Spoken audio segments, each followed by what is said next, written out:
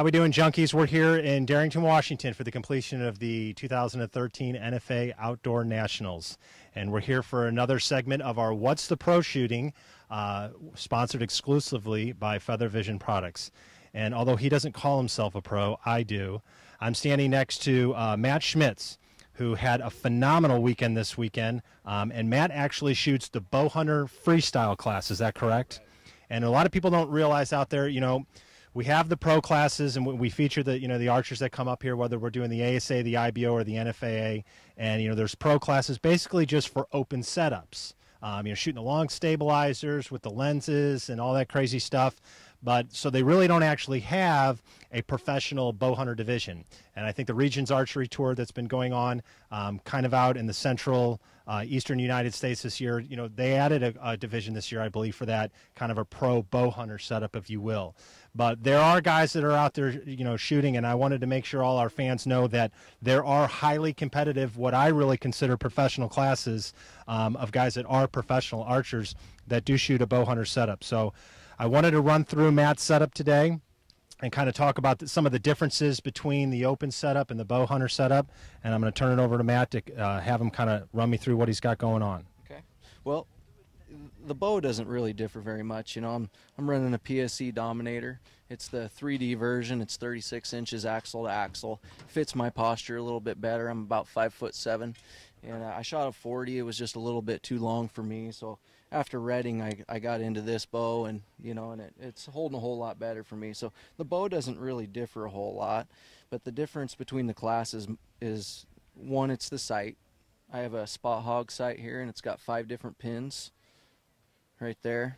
And so I set them up between 20 and 60, and we have shots beyond 60 yards. We have shots at 70 and 80 yards, and in redding we have distances of 73, 77, 88, 101 yards. And so we have to do a lot of homework on it and figure out where they all hit. And so and explain to everybody kind of back home real quick, somebody might be going, well, why don't you have 7 pins on there? I don't understand, just use that. The limitation is 5 in this, and this was initially set up to be a bow hunting type class. Basically what you would take out bow hunting in the woods, this is kind of what you're going to do, and a very common pin count would be 5 pins, so people have an effective distance maybe out to 60 yards, 30 to 70 yards in there. So we have that. We can't move it throughout the round, and so it's really important when we're out here on the practice range that we dial things in just dead on. But things change throughout the day, and one of the biggest challenges of this class is we might start hitting a little left or right, and we have to use our bubble and hold off and get kind of creative in our holds, but still try to keep it together and keep a good round going. So that's the biggest difference here on the sight. It doesn't have any magnification, 0 magnification. It's kind of like an open sight rifle is how I would compare it to. Okay. Another thing is we have 12 inches stabilizer here, where the pros have an unlimited length, and I don't even know what their favorite lengths are. It seems like about 36, but everybody pretty well runs a 12-inch bar off of here, and one of the most common ones here is a bee stinger bar. Okay. They were one of the first that really got this right, and pretty much everybody in the top of the bow hunter freestyle class is using one of these still. And what do they do usually for weights? I know you got this big disc here, so how much does that weigh? This is an 8 ounce here, and initially I started off with a 17. And I went down to 14, then the 11, and then the 8, and then they eventually let us start using this back bar here, which puts us a little bit closer to the freestyle category, and that all changes how this balances and how this balances right now. So there's no limitation on the back bar? They can be 15, 18, 25 inches. It doesn't matter what you have. Right now I'm running a 12-inch bar with about 4.5 inches of weight. So there's 22 ounces on the back, 8 on the front here. And I'm a firefighter by trade, so that's my stamp here at work. Okay. So that's my brother's back there at Local 2109. And what do you got going on for a rest? I got a Spot Hog. I should use the same rest that I do for the sight. Spot Hog makes some excellent gear, a lot of attention to detail. A guy named Gabe Johnson that most everybody knows. He's done a lot of research and development in that. And pretty much if he puts his stamp on something, it's going to be good. Okay. So he got me one of these rests here, and I've tried a few others. Is it got a name, the rest? What's it called? The Infinity. The Infinity, okay. Yep. What kind of a blade? I got an 8, just an 8 launcher here. Yep. Okay, and what are you running for strings? Kind of a mixture of sets here. So I've got Wade's Bright strings on my first 2 cables here. For all those who don't know who he's talking about back home, who is that again? Wade Schmitz, a guy that lives here in Washington. He's an Army Ranger. He served 20 years in the military in the United States Army.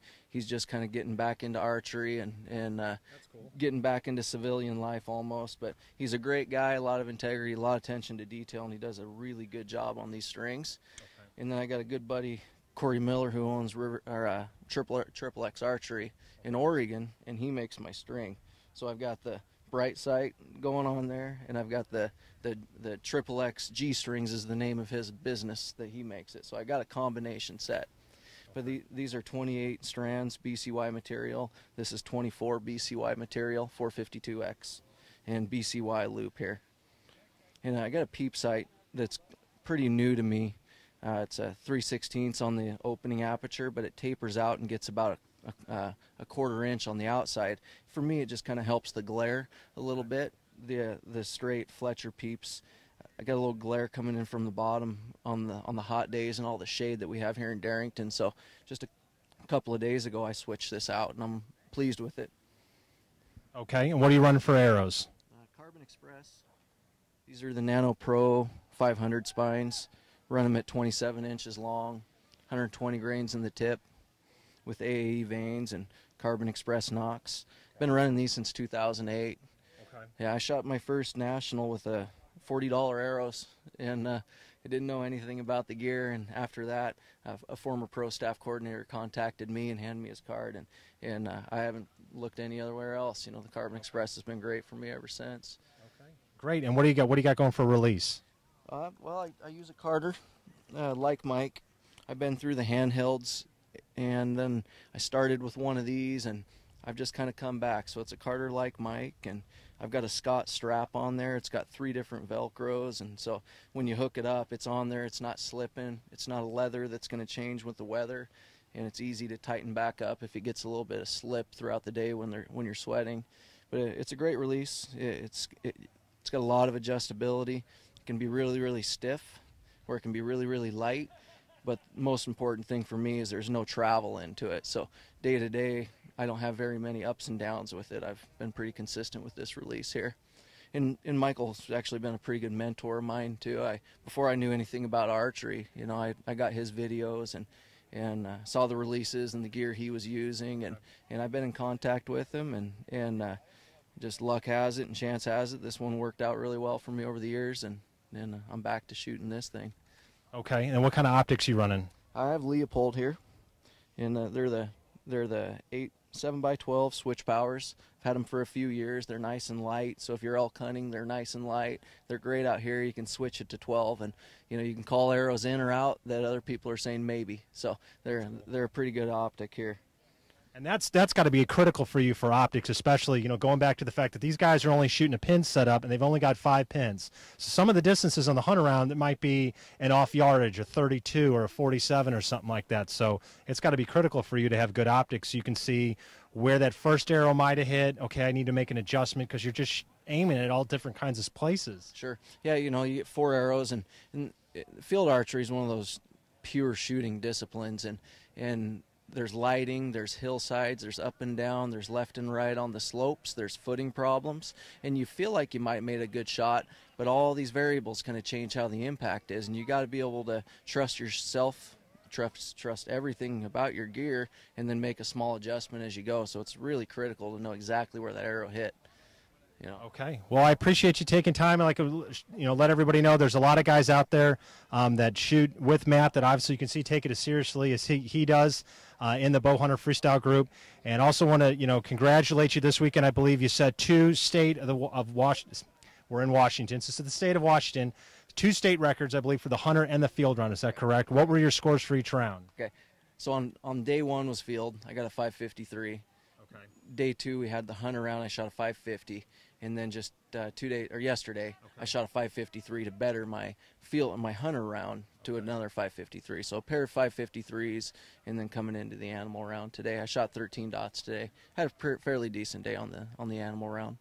Okay, and he is the national champion for the bow hunter freestyle division. And for you, those of you at home that might not know what's, I don't know, 553, I don't even know what that means. That's out of a possible score of 560. And let me just tell you, being an open shooter, that is a phenomenal score in general, much less shooting with bow hunter equipment. So there are some serious pros out here in the bow hunter division. And if you're a guy out there who, you know, or even a gal, because they've got the classes for the women as well, who like shooting pins, but want to shoot competitive, come on out to the NFAAs. They got the Outdoor National Championships. We have the Reading Tournament in Reading, California, First Dakota Classic up in Yankton, and then, of course, the big ones, the Vegas Shoot in Las Vegas, as well as the Indoor National Championships in Louisville, Kentucky. So lots of opportunities for bow hunters to get out there and shoot competitively.